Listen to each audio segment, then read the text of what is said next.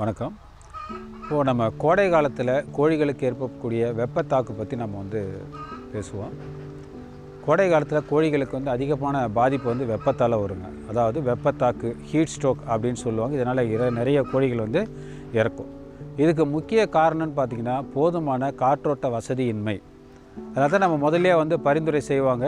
கொட்டகையை போடும்போதே கிழக்கு மேற்காக கட்டணும், வடக்கு திசையிலையும் தெற்கு திசையிலையும் கம்பி ஏதாவது ஒரு அடிக்கு மேலே சோறு வைக்கக்கூடாது. இது எதுக்காகனா போதுமான காற்றோட்ட வசதி உள்ளே இருக்கணும் தான் நம்ம பரிந்துரை செய்கிறோம்.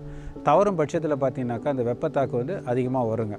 அதனால் இந்த வெப்ப காலத்தில் கோழிகளை காப்பாற்றுறதுக்கு என்ன பண்ணணுன்னாக்கா போதுமான காற்றோட்ட வசதியை நம்ம அதிகப்படுத்தணும்.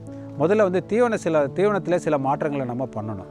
கோடை காலத்தில் பார்த்திங்கன்னா கோழிகளை தீவனம் குறைவாக தான் எடுக்கும். அப்படி குறைவாக எடுக்கும்பொழுது புரதச்சத்து பற்றாக்குறை ஏற்படும். அதனால் நம்ம எப்போதும் கொடுக்கக்கூடிய தீவனத்திலேருந்து புரதச்சத்தை நாம் சேர்த்து கொடுக்கணும். அப்போ போதுமான புரதம் போயிடும், எரிசக்தி குறைஞ்சிடும். நமக்கு எரிசக்தி குறைஞ்சிது அப்படின்னாலே கோழியில் சூடு உற்பத்தி நமக்கு குறைய ஆரம்பிச்சிடும். பொதுவாக கோழிகளில் பார்த்திங்கனாக்கா ஏற்கனவே மற்ற கால்நடைகளோட கோழிகள் வெப்பம் கொஞ்சம் கூடுதலாக தான் இருக்கும். இறகுக்கு கீழே நீங்கள் கை வச்சு பார்த்திங்கன்னா தெரியும் அதோட உண்டான வெப்பம். அந்த இறகுகள் இருக்கிறதுனால உடம்புல இருக்கக்கூடிய வெப்பம் வெளியில் போகிறத தடுத்து நிறுத்திடுது. அதனால தான் கோழிகள் அதிகமாக பாதிக்குது. ஸோ நம்ம தீவனத்தில் மாறுதல் பண்ணணும். அதாவது புரதச்சத்தை அதிகப்படுத்திட்டு எரிசக்தியை நாம் குறைக்கணும். இரண்டாவது, கோழிகளுக்கு போதுமான தண்ணி கொடுக்கணும். எப்போதுமே 24 மணி நேரம் தண்ணி இருக்கிற மாதிரி பார்த்துக்கணும். 11 மணிக்கு மேலே கோழிகளுக்கு தீவனம் கொடுக்குறத நிறுத்திக்கலாம். காலையில் கொடுத்துட்டு 11 மணிக்கு மேலே தீவனம் கொடுக்கறது நிறுத்திடலாம். அதுக்கப்புறம் சாயந்தரம் 4 மணிக்கு மேலே வெப்பம் குறையும் போது நம்ம தீவனத்தை கொடுக்க ஆரம்பிக்கலாம். இது ஒரு பராமரிப்பு.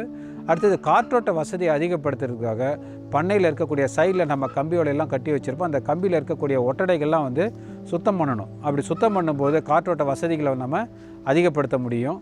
முடிந்தவரை காற்று போதுமானவரை சர்க்குலேஷன் இருக்கிற மாதிரி நம்ம பார்த்துக்கிட்டோம் அப்படின்னாக்கா வெப்பத்தாக்குலேருந்து ஓரளவுக்கு நம்ம குறைச்சிக்க முடியும். அது மட்டும் இல்லாமல் குளிர்ந்த தண்ணி, சில சமயங்களில் தண்ணியை சூடு பண்ணி கொடுக்க சொல்லுவாங்க. தண்ணி சுத்தம் இல்லைன்றதுனால சூடு பண்ணி கொடுக்க சொல்லுவாங்க. அந்த மாதிரி சமயங்களில் முன்கூட்டியே இரவு நேரங்களில் தண்ணியை சூடு பண்ணி அடுத்த நாள் குளிர் வச்சு நம்ம கொடுக்கலாம். வெப்பம் அதிகமாக இருக்கக்கூடிய காலங்களில் தண்ணியில் நம்ம ஐஸை கலந்து கொடுக்கலாம்.